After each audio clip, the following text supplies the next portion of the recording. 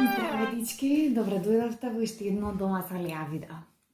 Драго ми е што се гледаме повторно.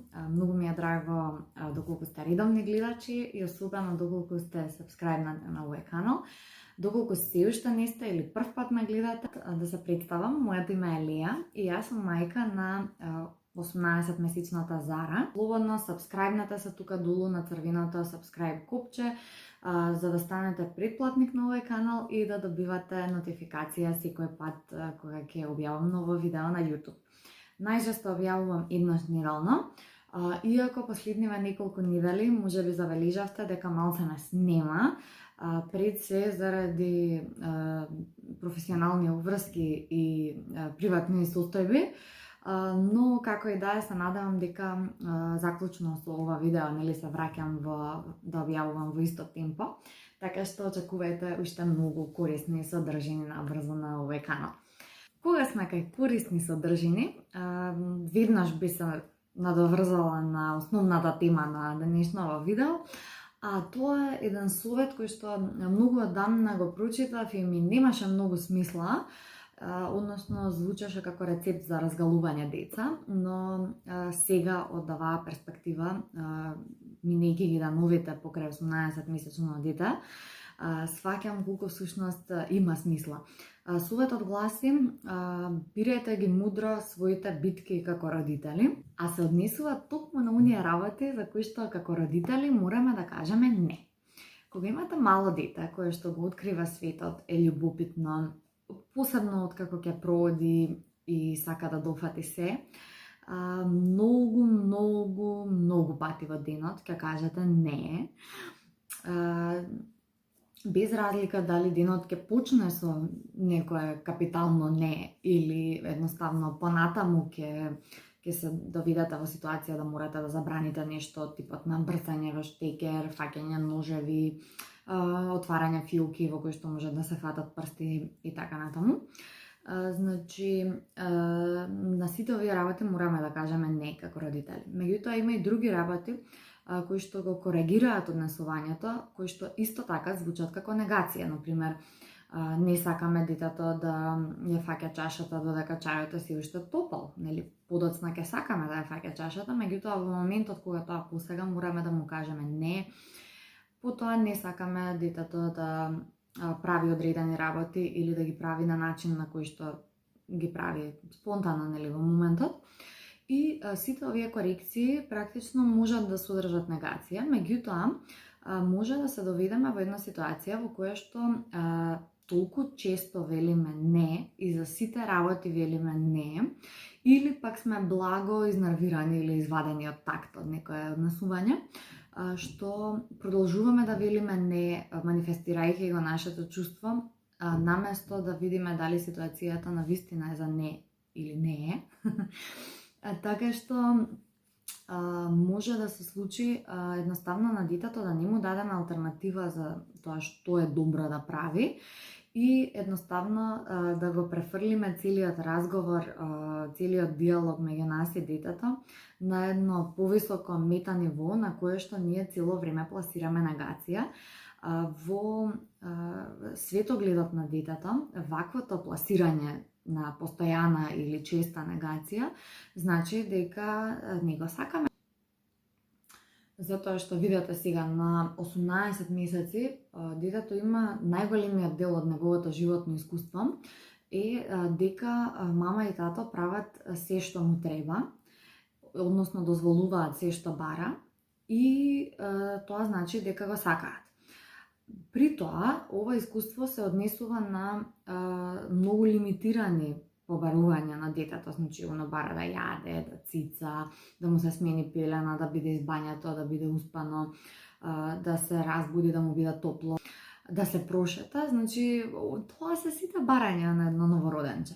И сега практично оно, откако ние ги исполнуваме сите барања и оно тоа си го преведува како потврда за љубов, одеднаш доаѓа во свет во кој што има работи кои што не смее да ги допира, има места кај што не смее да оди, има брзина која што не смее да ја надмине во трчањето, има правила каде мора да се држи за рака, каде мора да ја слуша мама, што мора да прави и така натаму.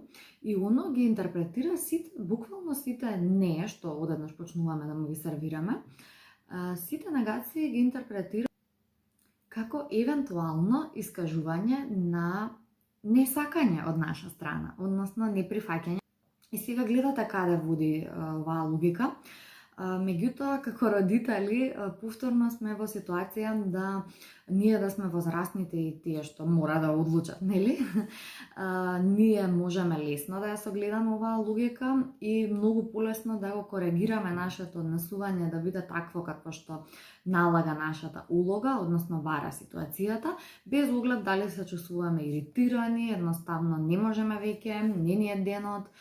Нормално не можеме од детето да очекуваме да ја види оваа логика, односно ќе поминат уште неколку години додека оно да почне да се сваќа и под дефолт да ја земе претпоставката дека тоа што викаме не значи дека не го сакаме.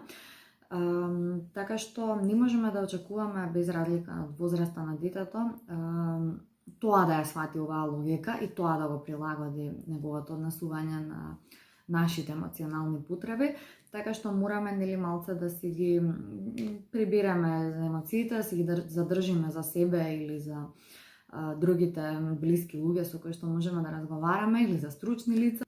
Постојат ситуации кои што се живото загрозувачки за детето и за кои што она не мора да биде јасно, гласно и безкомпромисно. Дали станува збор за скокање од кревет, дали станува збор за качување на небезбедни височини, дали станува збор за недавање рака кога се оди по улица, дали станува збор за прцање во шпекер, фаќање ножеви.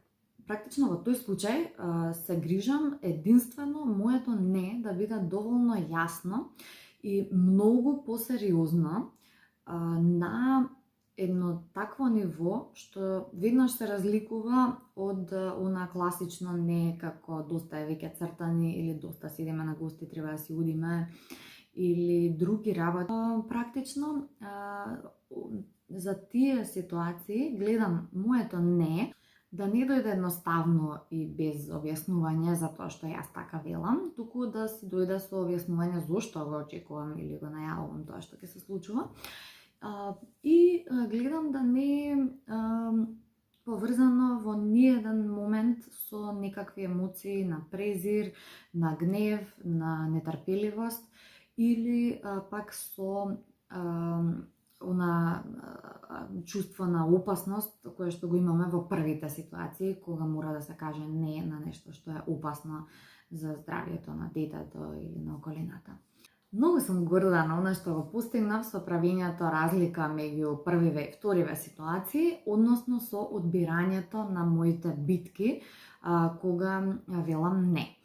Морам да признаам дека ова одбирање на битките прави за мене ситуации секојдневни во кои што навистина сакам некој однесување да престане. Меѓутоа, пред да изреагирам, морам да помислам дали е навистина неопходно ќерка ми да престане да го прави ова што го прави во овој момент, со оглед на тоа кои можат да бидат последиците или со оглед на тоа колку она се забавува или е внесена, односно колку време ќе се забавува со активноста што ја прави. И така, скоро секој ден сакам да кажам не на пиење сама од чаша затоа што може да се полие, или на редење садови од машина, или на растурање на нејзиниот плакар, односно она што мисли дека е диплење. И уште еден куп други ситуации во кои што девојчето мисли дека ми помага или дека го прави истото што го прави и мама, но во кој штетата што ќе ја направи е всушност многу помала од тоа колку е она внесена, заинтересирана за тоа што го прави и од тоа реално колку време ќе потроши на одредена активност.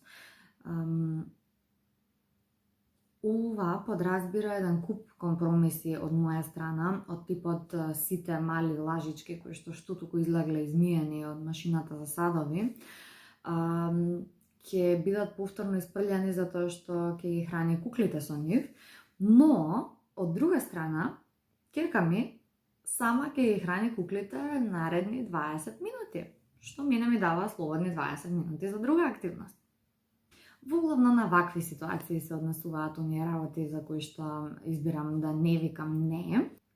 Но морам да ви кажам дека со ваквиот пристап дојдовме до една комуникација со ќерка ми, на која што сум особено горда, а тоа е она строго не, што она почна да го разбира откако наполни година дена, и кое што се однесува на ситуации во кои што таа е во опасност. Значи, тоа не, конкретно зборовите не таму, ги користам само во ситуации кои што се опасни и во ситуации кои што не се толку опасни, ама она не може да процени. Но гледам тоа да не е многу често и гледам дека за тие ситуации, дури и ново настанати, со кои што првпат се соочува, доволно е само еднаш или два пати да го употребам конкретниот тон и конкретните зборови без објаснувања, за таа да ја свати сериозноста на ситуацијата и да почне да ја избегнува комплетно. Дури во порана возраст се случуваше да дојде на местото каде што сум и рекла не таму, готова,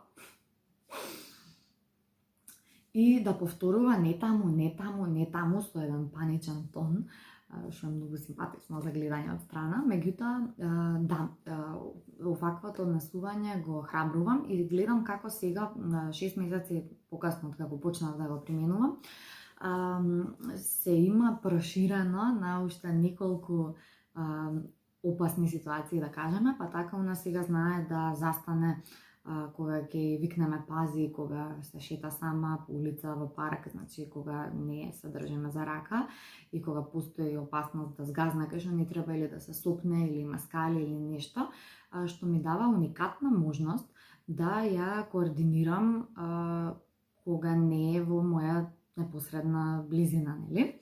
И едноставно не ми се верува, уште сум фасцинирана дека на тој начин децата се развиваат, учат и дека можеме на толку рана возраст да сметаме на нивните однесувања, односно на комуникацијата која што можеме да ја поставиме на овој начин.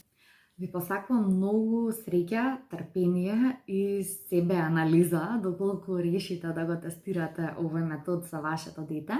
Доколку имате некои слични искуства, ве молам пишете ми во коментари, затоа што сум сигурна дека и другите гледачи ќе сакаат да прочитаат повеќе на ова тема, без разлика дали вашите искуства се позитивни или негативни, секој коментар е добреден. Се гледаме повторно на наредната недела. Поздрав!